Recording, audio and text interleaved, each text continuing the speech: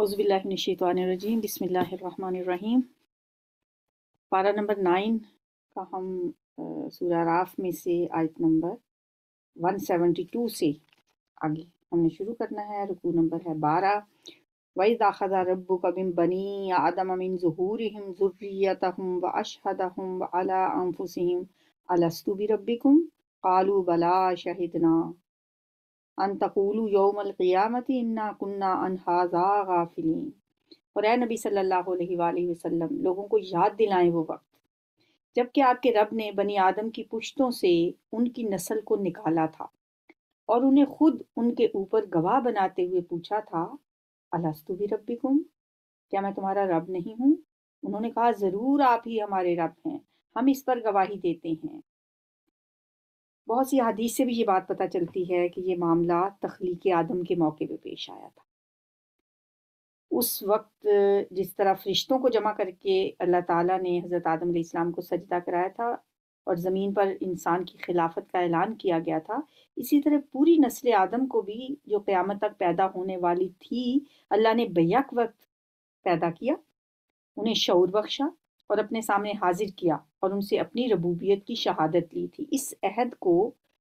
اس شہادت کو کہا جاتا ہے عہد الست، یعنی توحید کا جو ایک انسان کے اندر مادہ موجود ہے نا، یہ اس وقت سے ہے کہ جب اللہ نے ان سب کو پیدا کر کے، ساری روحوں کو پیدا کر کے، کیونکہ ہمیں تو نہیں یاد وہ بات، ہمیں تو خیر یہ بھی نہیں یاد جب ہم ابھی پیدا ہوئے تھے کتنے مہینوں تک یا بلکہ سالوں تک انسان کو نہیں یاد ہوتی باتیں، تو وہ بھی ہمیں یاد نہیں ہے، لیکن ہم سب نے اللہ سے وعدہ کیا ہے کہ اے اللہ تو ہی ہمارا رب ہے۔ اسی وجہ سے ایک انسان کے اندر کہتے ہیں نا، فطرت کے اندر توحید رکھ دی گئی ہے، اور کبھی کبھی یہ فطرت کی پکار جو ہے وہ اپنا کام دکھا دیتی ہے، جب انسان بعض اوقات کوئی نہ کوئی موقع ایسا ہوتا ہے کہ بس وہ اس کے فطرت پہ پڑے ہوئے سارے پردے اور ساری گھر ہٹ جاتی ہے، اور اندر سے وہ ایک توحید پرست انسان نکل آتا ہے اور پھر وہ حق کو قبول کر لیتا ہے۔ یہ ہم نے اس لیے کیا، ان تقولوا یوم القیامتی، کہ ایسا نہ ہو کہ تم قیامت کے دن یہ کہو کہ ہم تو اس بات سے بے خبر تھے، یا یہ نہ کہنے لگو کہ شرک کی ابتدا تو ہمارے باپ دادا نے ہم سے پہلے کی تھی اور ہم بعد میں ان کی نسل سے پیدا ہوئے، پھر کیا آپ ہمیں اس قصور میں پکڑتے ہیں جو غلط کار لوگوں نے کیا تھا؟ یعنی ہم نے تو نہیں کیا تھا۔ دیکھو اس طرح ہم نشانیاں واضح طور پر پیش کرتے ہیں۔ معرفت حق کے وہ نشانات جو انسان کے اپنے نفس میں موجود ہیں اور حقیقت کی طرف رہنمائی کرتے ہیں، اسے اللہ تعالیٰ یہاں پہ نشانیاں کہہ رہا ہے۔ وَكَذَلِكَ نُفَصِّلُ الْآيَاتِ وَلَعَلَّهُمْ يَرْجِعُونَ، تاکہ یہ لوگ پلٹ آئیں۔ وَاتْلُ عَلَيْهِمْ نَبَأَ الَّذِي آتَيْنَاهُ آيَاتِنَا، اور اے نبی صلی اللہ علیہ وسلم ان کے سامنے اس شخص کا حال بھی بیان کرو جس کو ہم نے اپنی آیات کا علم عطا کیا تھا، مگر وہ ان کی پابندی سے نکل بھاگا، آخر کار شیطان اس کے پیچھے پڑ گیا، یہاں تک کہ وہ بھٹکنے والوں میں شامل ہو کر رہا۔ اگر ہم چاہتے تو اسے ان آیتوں کے ذریعے سے بلندی عطا کرتے، مگر وہ تو زمین ہی کی طرف جھک کر رہ گیا اور اپنی خواہش نفسی کے پیچھے پڑا رہا، لہٰذا اس کی حالت کتے کی سی ہو گئی کہ تم اس پر حملہ کرو تب بھی زبان لٹکائے اور اسے چھوڑ دو تب بھی زبان لٹکائے۔ اب یہ مفسرین نے اس شخص کے بارے میں بہت سے واقعات بیان کیے ہیں، عہد رسالت اور اس سے پہلے کی تاریخ کے مختلف لوگوں پر اس مثال کو چشمہ کیا ہے، لیکن حقیقت یہ ہے کہ وہ خاص شخص تو وہ پردے میں ہے جو اس تمثیل میں نظر آ رہا ہے۔ البتہ یہ تمثیل ہر اس شخص پر چشمہ ہوتی ہے جس میں یہ صفات پائی جاتی ہیں۔ قرآن کا ہر حکم جو ہے وہ عام بھی ہوتا ہے۔ اللہ تعالیٰ اس کی حالت کو کتے سے تشبیہ دیتا ہے جس کی ہر وقت زبان لٹکی ہوئی ہوتی ہے اور اس کی رال ٹپکتی رہتی ہے، اور آتش ہرس اور کبھی نہ سیر نہ ہونے والی اس کی جو نیت ہے وہ کبھی نہیں بھرتی۔ تو ہماری زبان میں ایسے شخص کو کہا جاتا ہے جو دنیا کا لالچ اور ہرس اپنے اندر رکھتا ہے اور اسی میں اندھا ہو جاتا ہے، تو اسے کہتے ہیں یہ دنیا کا کتا ہے۔ کیونکہ کتے کی آپ دیکھیں کہ وہ زبان لٹکائے ہی رکھتا ہے. تو اللہ تعالیٰ نے ایسے شخص کو جو دنیا کا کتا جس کو میں کہہ رہی ہوں کہ ہم کہا جاتا ہے، جس کا حرص اور لالچ اور طمع دنیا کے لیے اتنا زیادہ ہوتا ہے کہ اس کو پورا کرنے کے لیے وہ کچھ بھی کرنے کے لیے تیار ہو جاتا ہے، اس شخص کی مثال اللہ تعالیٰ نے یہاں بیان کی ہے کہ ایسا شخص جو ہے اے نبی صلی اللہ علیہ وآلہ وسلم، ان لوگوں کو ایسے شخص کی آپ بات بتائیں، ایسے شخص کا تذکرہ ان کے سامنے کریں جس کی یہاں پہ مثال دی گئی ہے. یہی مثال ہے ان لوگوں کی جو ہماری آیات کو جھٹلاتے ہیں، یعنی ہماری آیات کو جھٹلانے والے لوگوں کی مثال ایسے شخص کی سی ہے. تم یہ حکایات ان کو سناتے رہو، شاید کہ یہ غور و فکر کر لیں. فقصص القصص لعلہم یتفکرون، شاید غور و فکر کر لیں، شاید ان کو کچھ سمجھ آ جائے.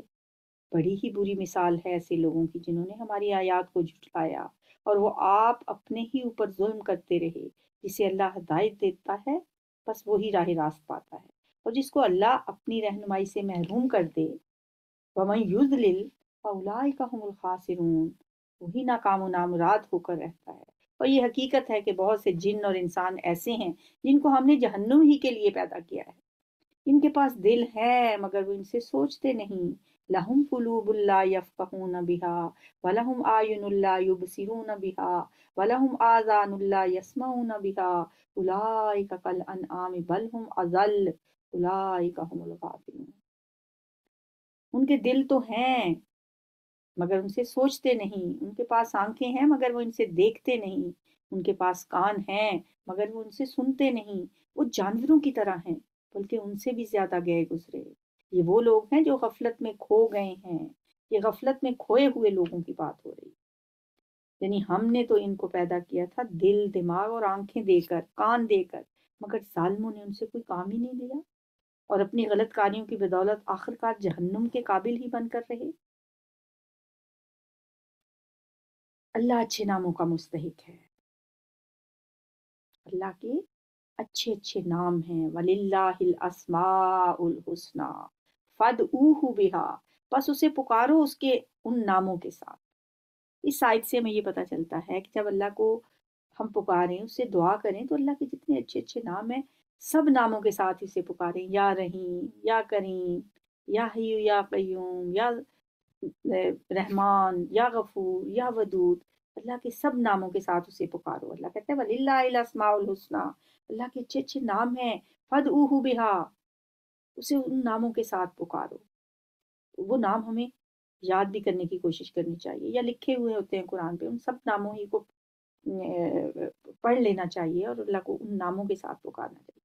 وَذَرُوا الَّذِينَ يُلْحِدُونَ فِي أَسْمَائِهِ، اور ان لوگوں کو چھوڑ دو جو اس کے نام رکھنے میں راستی سے منحرف ہو جاتے ہیں، یعنی اس کے ناموں میں الحاد کرتے ہیں. جو کچھ وہ کرتے ہیں اس کا بدلہ وہ پا کر رہیں گے. اچھے ناموں سے مراد تو وہ نام ہے جن سے اللہ کی عظمت کا پتہ چلتا ہے. اللہ کے نام رکھنے میں، اللہ کے ناموں میں ان الحاد کرنا کیا ہے کہ اسے ایسے نام دیے جائیں جو اس کے مرتبے کے منافی ہوں، جو ادب کے منافی ہوں، اور جن سے کوئی نقص اس کی طرف منسوب ہوتا ہو، یا جن سے ان کی اللہ کی ذات کے متعلق کو غلط عقیدے کا اظہار ہوتا. یا بعض اوقات لوگ ان ناموں کو لے کر اس پہ ایسے ایسے چلے کاٹتے ہیں اور کوئی غلط کام کرتے ہیں. تو یہ ساری باتیں جو ہیں وہ اس الحاد میں ہی آتی ہیں کہ اللہ کے ناموں کے ساتھ اس کو پکارو. اور وَذَرُوا الَّذِينَ يُلْحِدُونَ فِي أَسْمَائِهِ، ان لوگوں کو چھوڑ دو جو اس کے ناموں میں الحاد کرتے ہیں. جو کچھ وہ کرتے ہیں وہ اس کا بدلہ پا کر رہیں گے. ہماری مخلوق میں ایک گروہ ایسا بھی ہے جو ٹھیک ٹھیک حق کے مطابق، ہدایت اور حق کے مطابق انصاف کرتا ہے.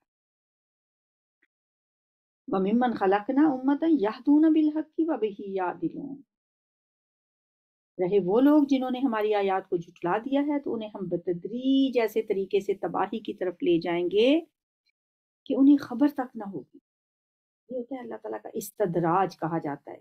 سَنَسْتَدْرِجُهُمْ، ہم ان کو آہستہ آہستہ کھینچیں گے، آہستہ آہستہ بتدریج تباہی کی طرف لے جائیں کہ انہیں پتہ تک نہیں چلے۔ میں ان کو ڈھیل دے رہا ہوں، وَأُمْلِي لَهُمْ إِنَّ كَيْدِي مَتِينٌ، میری چال کا کوئی توڑ نہیں ہے۔ اور کیا ان لوگوں نے کبھی سوچا نہیں ان کے رفیق پر جنون کا اثر نہیں ہے؟ رفیق کس کو کہا گیا ہے؟ نبی صلی اللہ علیہ وآلہ وسلم کو، اس لیے کہ آپ سال ہر سال سے اہل مکہ کے ساتھ آپ رہ رہے تھے، ان کے لیے اجنبی نہیں تھے، انہی میں پیدا ہوئے، انہی کے درمیان رہے بسے، بچے سے جوان، جوان سے بوڑھے ہوئے۔ نبوت سے پہلے ساری قوم آپ کو ایک سلیم الطبع شخص مانتی تھی، صادق اور امین کہتے تھے۔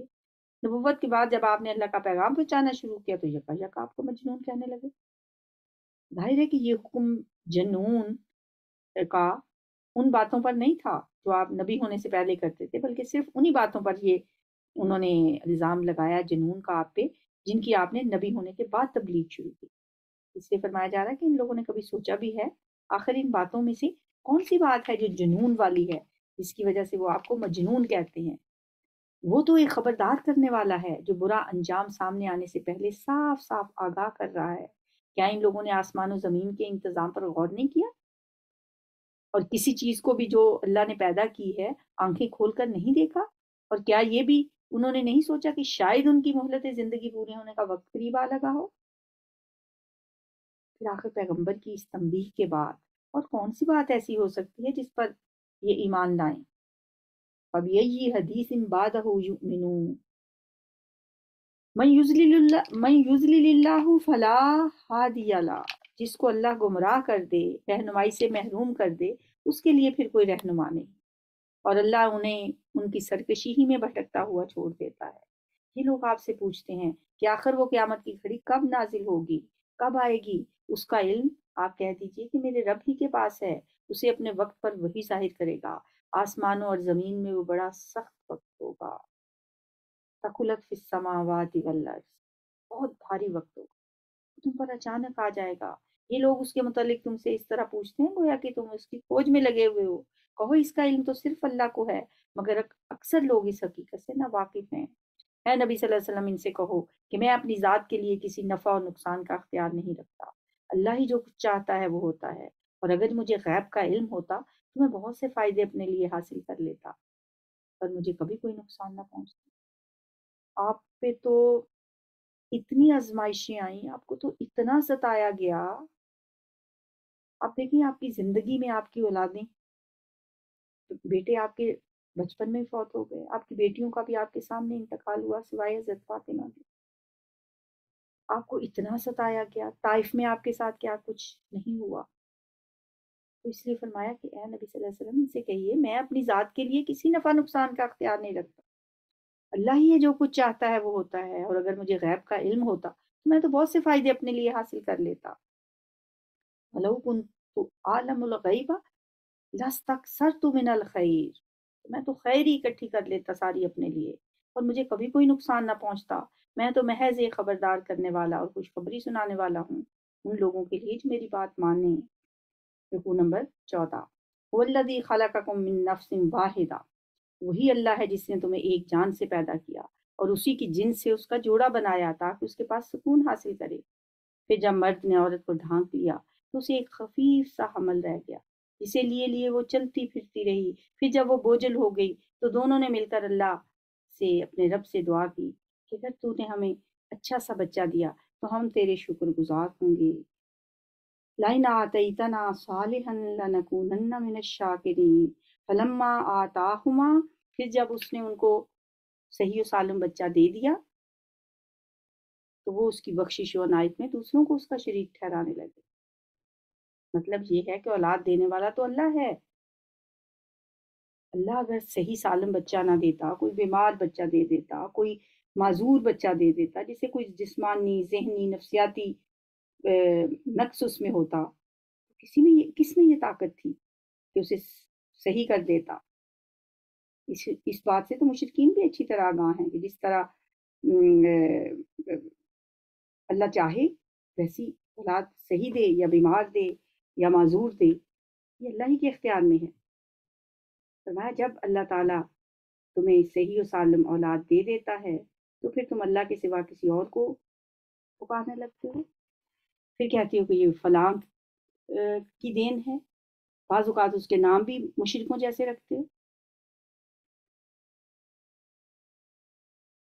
अल्लाह बहुत बुलंद बरतर है उन मुशरिकाना बातों से जो ये लोग करते हैं। कैसे नादान हैं ये लोग कि उनको अल्लाह का शरीक ठहराते हैं जो किसी चीज़ को पैदा नहीं करते, बल्कि खुद पैदा किए जाते हैं, जो ना इनकी मदद कर सकते हैं और ना आप अपनी मदद ही पर काबिल।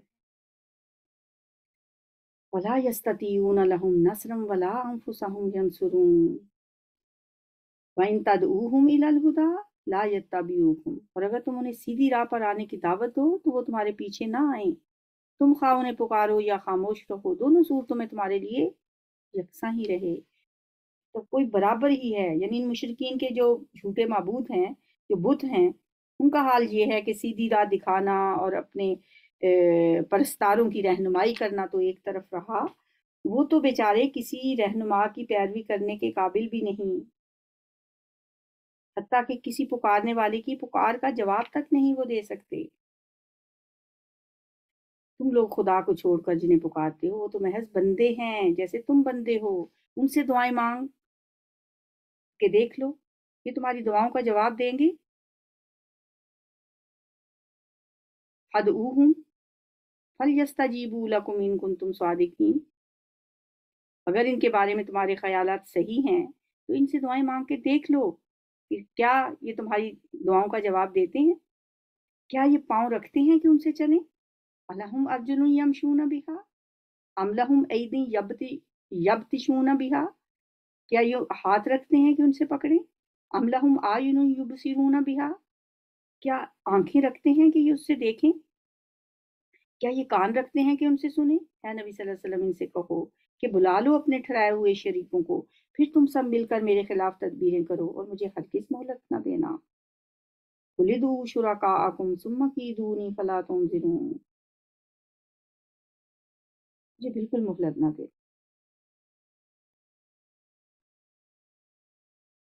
मेरा हामी और नासिर वो अल्लाह है जिसने ये किताब नाजिल की। इन्ना वलिय्यल्लाहु अल्लज़ी नज़्ज़लल किताब व हुवा यतवल्लस सालिहीन। और वो नेक आदमियों की हमायत करता है, बखलाफ इसके कि तुम जिन्हें खुदा को छोड़कर पुकारते हो वो ना तुम्हारी मदद कर सकते हैं और ना खुद अपनी मदद ही करने के काबिल हैं, बल्कि अगर तुम उन्हें सीधी राह पर आने के लिए कहो तो वो तुम्हारी बात सुन भी नहीं सकते। बज़ाहिर तुमको ऐसा नजर आता है कि वो तुम्हारी तरफ देख रहे हैं, मगर फिल वाकई वो कुछ भी नहीं देखते। ये जो देवियाँ और मंदिरों में जो बुत पड़े होते हैं, लगता तो ऐसे ही जैसे वो आपकी तरफ देख रहे हैं, मैं वो देख कुछ भी नहीं रहे होते, तुम्हें लगता है कि तुम्हारी तरफ देख रहे हैं। खुजिल अफ़्व वअमुर बिल उर्फ़ वअरिज़ अनिल जाहिलीन। ए नबी सल्लल्लाहु अलैहि वसल्लम नरमी का तरीका अख्तियार करें, नरमी और दरगुजर का तरीका अख्तियार करें, मारूफ की तलकीन करें और जाहिलों से ना उलझें। अगर कभी शैतान आपको उकसाए तो अल्लाह की पनाह मांगे, वो सब कुछ सुनने वाला और जानने वाला है। हकीकत में जो लोग मुत्तकी हैं उनका हाल तो ये होता है कि कभी शैतान के असर से कोई बुरा ख्याल अगर उन्हें छू भी जाए तो फौरन चुकन्ने हो जाते हैं और फिर उन्हें साफ नजर आने लगता है कि इनके लिए सही तरीक़ेकार क्या है। रहे उनके भाई बंद यानी शयातीन तो वो उन्हें उनकी गुमराही में खींचे लिए चले जाते हैं और उन्हें भटकाने में कोई कसर नहीं रखते। सुम्मा ला युक़सिरून वइज़ वइज़ा लम तअतिहिम बिआयतिन क़ालू लौ लज्तबैतहा। है नबी सल्लल्लाहु अलैहि वसल्लम, जब तुम इन लोगों के सामने कोई निशानी यानी मोजज़ा पेश नहीं करते तो ये कहते हैं कि तुमने अपने लिए कोई निशानी क्यों ना इंतखाब कर ली। इनसे कहो मैं तो सिर्फ उस वही की पैरवी करता हूँ जो मेरे रब ने मेरी तरफ भेजी है। ये दलील की रोशनियां हैं तुम्हारे रब की तरफ से और हदायत और रहमत है उन लोगों के लिए जो इसे कबूल करें। जब कुरान तुम्हारे सामने पढ़ा जाए तो इसे तवज्जो से सुनो और खामोश रहो। वइदा कुरिअल कुरान फस्तमिउ लहू वांसितू लअल्लकुम तुरहमून। शायद कि तुम पर भी रहमत हो जाए। इस आयत की रूह से जब भी कुरान की तिलावत कहीं हो रही हो तो हमें खामोश रहना हम पे वाजिब है। अगर हम कोई और काम कर रहे हो तो हमें दूसरी जगह चले जाना चाहिए, या जो तिलावत करने वाले हैं उनको भी ख्याल रखना चाहिए कि अगर कोई लोग मसरूफ़ हैं, तिलावत नहीं सुन रहे तो फिर उनको आहिस्ता आवाज़ से तिलावत करें। वज़्कुर रब्बका फ़ी नफ़्सिका तज़र्रुअन व ख़ीफ़ा। اے نبی صلی اللہ علیہ وسلم اپنے رب کو صبح و شام یاد کیا کرو، دل ہی دل میں، عاجزی اور خوف کے ساتھ، اور زبان سے بھی ہلکی آواز کے ساتھ۔ تم ان لوگوں میں سے نہ ہو جاؤ جو غفلت میں پڑے ہوئے ہیں۔ جو فرشتے تمہارے رب کے حضور تقرب کا مقام رکھتے ہیں، وہ کبھی اپنی بڑائی کے گمنڈ میں آ کر اس کی عبادت سے منہ نہیں موڑتے۔ ان الذین عند ربک لا یستکبرون، اور اس کی تسبیح کرتے ہیں اور اس کے آگے جھکے رہتے ہیں۔ یہ آیت سجدہ ہے۔ سورۃ الانفال مدنی صورت ہے، 10 رکوع ہیں، 75 آیات ہیں۔ بسم اللہ الرحمن الرحیم۔ شروع اللہ کے نام سے جو بے انتہا مہربان اور رحم فرمانے والا ہے۔ یسألونک عن الانفال قل الانفال للہ والرسول، آپ سے انفال کے متعلق پوچھتے ہیں، کہیے یہ انفال تو اللہ اور اس کے رسول کے ہیں، بس تم لوگ اللہ سے ڈرو اور اپنے آپس کے تعلقات درست کرو اور اللہ اور اس کے رسول کی اطاعت کرو اگر تم مومن ہو۔ انفال نفل کی جمع ہے۔ عربی میں نفل ہر اس چیز کو کہتے ہیں جو حق سے زیادہ ہو، یعنی جو بندہ کوئی کام حق سے بڑھ کر کرتا ہے اسے نفل کہا جاتا ہے۔ جیسے نفل نماز ہوتی ہے کہ انسان فرض سے بڑھ کر اپنی خوشی سے جو نماز پڑھتا ہے اسے کہتے ہیں یہ نفل نماز۔ اور یہاں پہ انفال کا جو لفظ ہے وہ مال غنیمت کے لیے استعمال ہوا ہے، جو جنگ بدر میں مسلمانوں کے ہاتھ مال غنیمت آئے تھے، اور ان کو انفال قرار دینے کا مطلب یہ بات مسلمانوں کو بتانا ہے کہ یہ تمہاری کمائی نہیں ہے بلکہ اللہ کا انعام ہے جو اس نے تمہیں بخشا ہے۔ اور یہ بات اس لیے یہاں فرمائی گئی کہ اس مال کی تقسیم کے بارے میں کوئی حکم ابھی آیا نہیں تھا، اور جب جنگ ختم ہوئی تو مسلمانوں کے مختلف گروہوں نے اپنے اپنے حصے کا دعویٰ کرنا شروع کر دیا۔ جو چیز جس کے ہاتھ آئی اس نے کہا کہ بس یہ میری ہے، کیونکہ زمانہ جاہلیت میں اسی طرح سے ہوتا تھا۔ تو اس لیے اللہ تعالیٰ نے یہاں فرمایا کہ یہ تو تمہارا مال ہے ہی نہیں، یہ تو اللہ اور اس کے رسول کا مال ہے۔ تو پھر اس صورت میں سورہ انفال میں یہ بتا دیا گیا کہ مالی غنیمت کی تقسیم کیسے ہو۔ انما المؤمنون، سچے مومن کون ہیں، یہاں ان کی کچھ خصوصیات بتائی گئی۔ انما المؤمنون الذین اذا ذکر اللہ وجلت قلوبہم، سچے مومن تو وہ ہیں جن کے دل اللہ کا ذکر سن کر لرز جاتے ہیں۔ وَإِذَا تُلِيَتْ عَلَيْهِمْ آيَاتُهُ زَادَتْهُمْ ایمانا، اور جب اللہ کی آیات ان کے سامنے پڑھی جاتی ہیں تو ان کا ایمان بڑھ جاتا ہے۔ وَعَلَىٰ رَبِّهِمْ يَتَوَكَّلُونَ، اور وہ اپنے رب پر توکل کرتے ہیں۔ اور ان کی اگلی اور خصوصیت کیا ہے کہ جو نماز قائم کرتے ہیں اور جو کچھ ہم نے ان کو دیا ہے اس میں سے ہماری راہ میں خرچ کرتے ہیں، ایسے ہی لوگ حقیقی مومن ہیں۔ ان کے لیے ان کے رب کے پاس بڑے درجے ہیں، قصوروں سے درگزر ہے اور بہترین رزق ہے۔ لہم درجات عند ربہم ومغفرۃ ورزق کریم، کما اخرجک ربک من بیتک بالحق۔ اس مال غنیمت کے معاملے میں بھی ویسی ہی صورت پیش آ رہی ہے جیسی اس وقت پیش آئی تھی جبکہ تیرا رب تجھے حق کے ساتھ تیرے گھر سے نکال لایا تھا، اور مومنوں میں سے ایک گروہ کو یہ ناگوار تھا، وہ اس حق کے معاملے میں تجھ سے جھگڑ رہے تھے، حالانکہ وہ صاف صاف نمایاں ہو چکا تھا۔ ان کا حال یہ تھا کہ گویا وہ آنکھوں دیکھے موت کی طرف ہانکے جا رہے ہیں۔ جنگ بدر کی بات ہے جب نبی صلی اللہ علیہ وآلہ وسلم مدینہ سے نکل کر آئے تھے۔ یاد کرو وہ موقع جب کہ اللہ تم سے وعدہ کر رہا تھا کہ دونوں گروہوں میں سے ایک تمہیں مل جائے گا۔ یہاں کس گروہ کی بات ہو رہی ہے؟ دو گروہ کون سے تھے؟ قریش کا تجارتی قافلہ تھا جو شام کی طرف سے آ رہا تھا، اور دوسرا قریش کا لشکر تھا جو مکہ سے آ رہا تھا، جو جنگ کرنے کے لیے آ رہا تھا اور ہتھیاروں سے لیس۔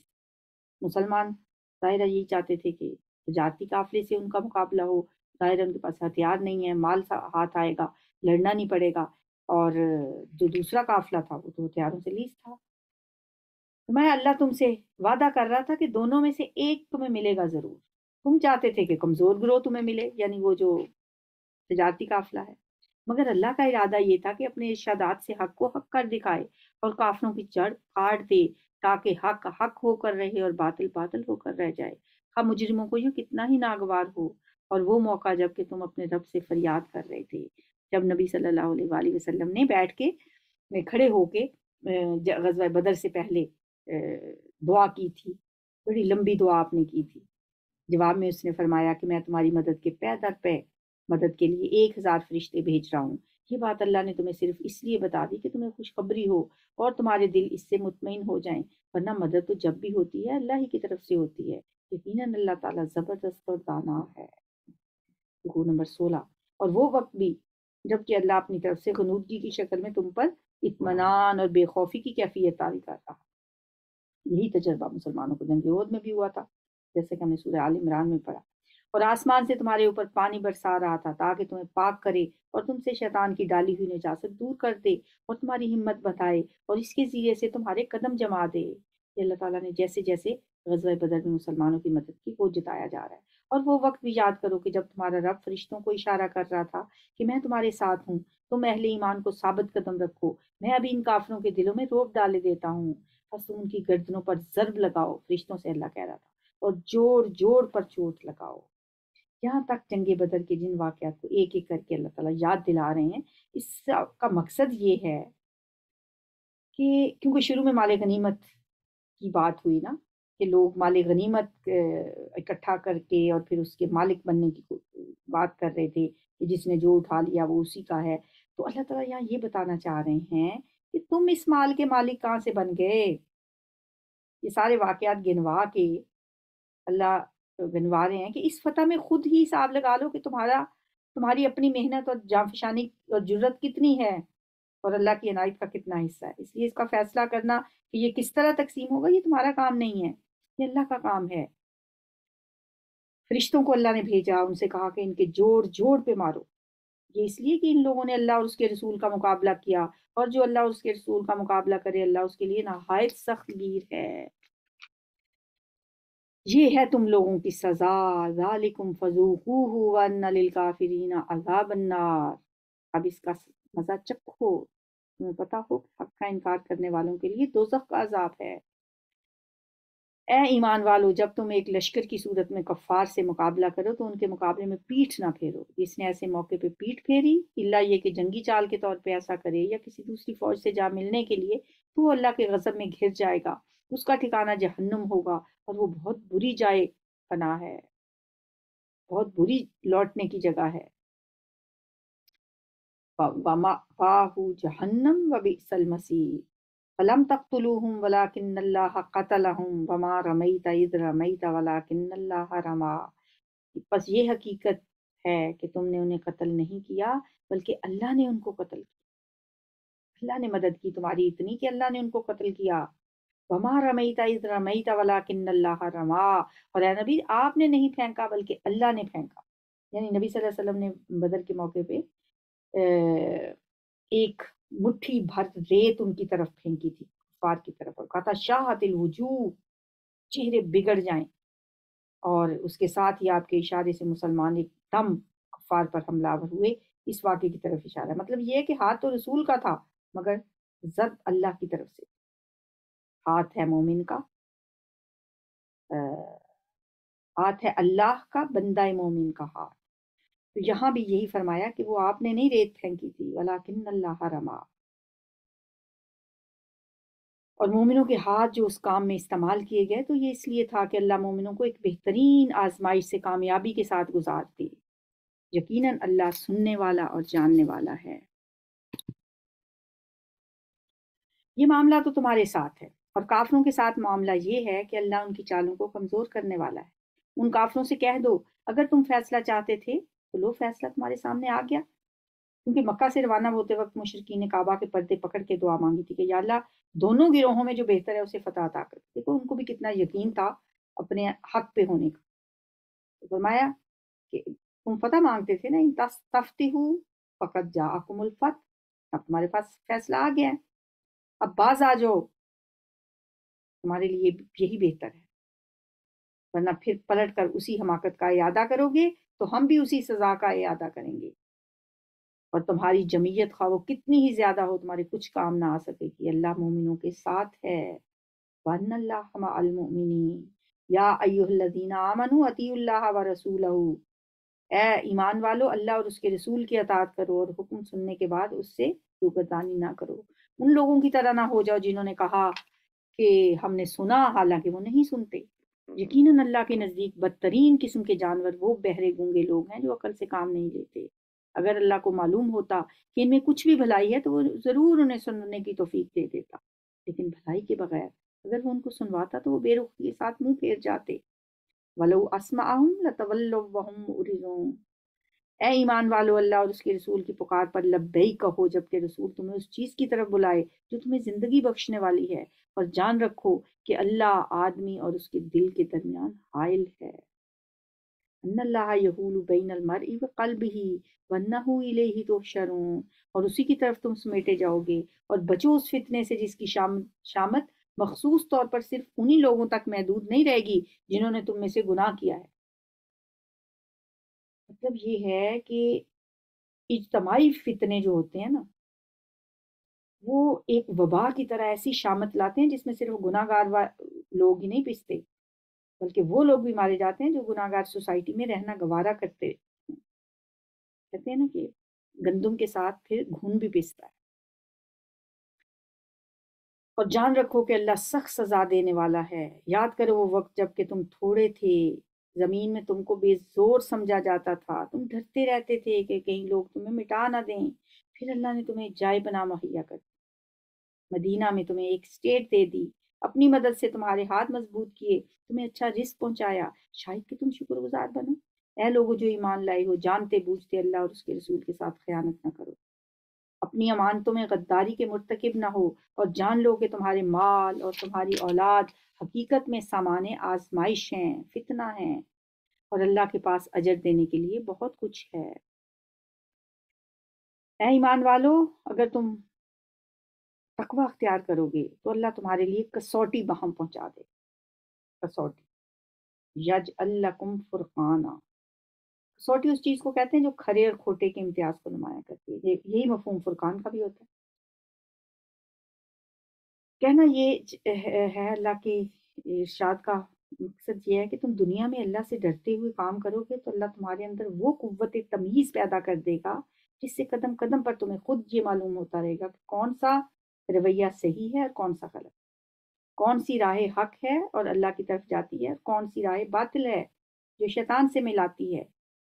یہ تمہیں پتہ چلتا رہے گا، اور تمہاری برائیوں کو تم سے دور کر دے گا، تمہارے قصور معاف کر دے گا۔ اللہ بڑا فضل فرمانے والا ہے۔ وہ وقت بھی یاد کرنے کے قابل ہے جب کہ منکرین حق تیرے آپ کے خلاف تدبیریں سوچ رہے تھے کہ آپ کو قید کریں یا قتل کریں یا جلا وطن کر دیں۔ یہ اس موقع کا ذکر ہے جب قریش کا یہ اندیشہ یقین کو پہنچ گیا تھا کہ اب محمد صلی اللہ علیہ وسلم مدینہ چلے جائیں گے۔ اس وقت وہ آپس میں کہنے لگے کہ اگر یہ شخص مکہ سے نکل گیا تو پھر خطرہ ہمارے قابو سے باہر ہو جائے گا۔ چنانچہ انہوں نے آپ کے معاملے میں آخری فیصلہ کرنے کے لیے ایک میٹنگ کی، ایک اجتماع کیا، اور اس امر پر مشورے کرنے لگے کہ اس خطرے کا سدباب کس طرح کیا جائے، انہیں قتل کیا جائے یا انہیں کیا کریں، ان کو نکال دیا جائے، جلا وطن کر دیا جائے، اور یا انہیں قید کر دیا جائے۔ وہ اپنی چالیں چل رہے تھے اور اللہ اپنی چال چل رہا تھا، اور اللہ سب سے بہتر تدبیر کرنے والا ہے۔ جب ان کو ہماری آیات سنائی جاتی تھیں تو کہتے تھے کہ ہاں سن لیا ہم نے، ہم چاہیں تو ایسی ہی باتیں ہم بھی بنا سکتے ہیں۔ یہ تو وہی پرانی کہانی ہے جو پہلے سے لوگ کہتے چلے آ رہے ہیں، اور وہ بات بھی یاد ہے جو انہوں نے کہی تھی، خدایا اگر یہ واقعی حق ہے تیری طرف سے تو ہم پر آسمان سے پتھر برسا دے۔ استغفر اللہ، ایسی باتیں کرتے تھے، یا کوئی دردناک عذاب ہم پہ لے آ اگر یہ سچ ہے تو۔ اس وقت تو اللہ ان پر عذاب نازل کرنے والا نہ تھا جبکہ تو ان کے اندر موجود تھا۔ اے پیغمبر صلی اللہ علیہ وسلم، کیسے اللہ انہیں عذاب دیتا؟ وما کان اللہ لیعذبہم وانت فیہم، آپ کے ہوتے ہوئے اللہ ان کو عذاب نہیں دے سکتا تھا کیونکہ آپ ان کے اندر موجود تھے، اور نہ اللہ کا یہ اصول ہے کہ لوگ استغفار کر رہے ہیں اور وہ ان کو عذاب دے۔ اہل مکہ جب طواف کرتے تھے نا تو غفرانک غفرانک کہتے تھے، میں اس لیے بھی اللہ عذاب نہیں دے گا ان کو جبکہ وہ مسجد حرام کا راستہ روک رہے، لیکن اب کیوں نہ وہ ان پر عذاب نازل کرے؟ اب تو انہوں نے مسجد حرام سے راستہ روک دیا ہے مسلمانوں کا، حالانکہ وہ اس مسجد کے جائز متولی نہیں ہیں، اس کے جائز متولی تو صرف اہل تقوی ہیں۔ وَلَٰكِنَّ أَكْثَرَهُمْ لَا يَعْلَمُونَ، مگر اکثر لوگ اس بات کو نہیں جانتے۔ بیت اللہ کے پاس ان لوگوں کی نماز کیا ہوتی ہے؟ بس سیٹیاں بجاتے ہیں اور تالیاں پیٹتے ہیں، بس اب لو اس عذاب کا مزہ چکھو اپنے اس انکار حق کی پاداش میں جو تم کرتے رہے ہو۔ تو اللہ تعالیٰ نے پھر عذاب کی پہلی قسط بھیجی بدر میں 2 ہجری میں، جب ان کے 70 مارے اور 70 قیدی بنائے گئے، بڑے بڑے سب سردار مارے گئے۔ اس سے بڑا عذاب ان کے لیے ہو نہیں سکتا تھا کوئی۔ جن لوگوں نے حق کو ماننے سے انکار کیا ہے وہ اپنے مال اللہ کے راستے سے روکنے کے لیے خرچ کر رہے ہیں، اور ابھی اور خرچ کرتے رہیں گے۔ بدر پہ کتنا خرچہ کیا انہوں نے، مگر آخرکار یہی کوششیں ان کے لیے پچھتاوے کا سبب بنیں گی۔ پھر وہ مغلوب ہوں گے، پھر یہ کافر جہنم کی طرف گھیر لائے جائیں گے، تاکہ اللہ گندگی کو پاکیزگی سے چھانٹ کر الگ کرے اور ہر قسم کی گندگی کو ملا کر اکٹھا کرے، پھر اس پلندے کو جہنم میں جھونک دے۔ یہی لوگ اصلی دیوالیے ہیں۔ اولئک هم الخاسرون۔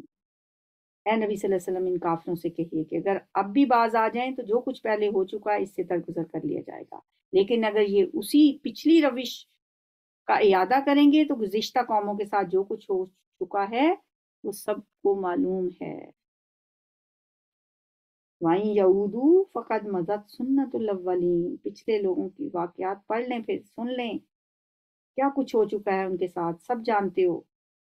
اے لوگو جو ایمان لائے ہو ان کافروں سے جنگ کرو یہاں تک کہ فتنہ باقی نہ رہے اور دین پورا کا پورا اللہ کے لیے ہو جائے۔ وَقَاتِلُوهُمْ حَتَّى لَا تَكُونَ فِتْنَةٌ وَيَكُونَ الدِّينُ كُلُّهُ لِلَّهِ فَإِنِ انتَهَوْا فَإِنَّ اللَّهَ بِمَا يَعْمَلُونَ بَصِيرٌ۔ پھر اگر وہ فتنے سے رک جائیں تو ان کے اعمال کا دیکھنے والا اللہ ہے۔ وَإِن تَوَلَّوْا فَاعْلَمُوا أَنَّ اللَّهَ مَوْلَاكُمْ نِعْمَ الْمَوْلَىٰ وَنِعْمَ النَّصِيرُ۔ اور اگر وہ نہ مانے تو جان رکھو کہ اللہ تمہارا سرپرست ہے اور وہ بہترین حامی و مددگار ہے۔ نعم المولا و نعم النصیر۔ یا ربی لک الحمد کما ینبغی لجلال وجہک و عظیم سلطانک۔ اللہم صلی وسلم علی نبینا محمد۔ ربنا حب لنا من ازواجنا و ذریاتنا قرۃ اعین وجعلنا للمتقین اماما۔ اللہم اشف مرضانا و مرض المسلمین۔ اذہب الباس رب الناس واشف انت الشافی لا شفاء الا شفاؤک شفاء لا یغادر سقما۔ اللہم انا نسألک الصحۃ والعفۃ والامانۃ وحسن الخلق والرضا بالقدر۔ ربی انی مسنی الضر وانت ارحم الراحمین۔ یا حی یا قیوم برحمتک نستغیث اصلح لی شانی کلہ فلا تکلنی الی نفسی طرفۃ عین۔ ربنا تقبل منا انک انت السمیع العلیم وتب علینا انک انت التواب الرحیم۔ وصلی اللہ تعالی علی خیر خلقہ محمد وآلہ وصحبہ وازواجہ وذریتہ اجمعین برحمتک یا ارحم الراحمین۔ الہی آمین۔ سبحانک اللہم و بحمدک نشہد ان لا الہ الا انت نستغفرک و نتوب الیک۔ السلام علیکم ورحمۃ اللہ۔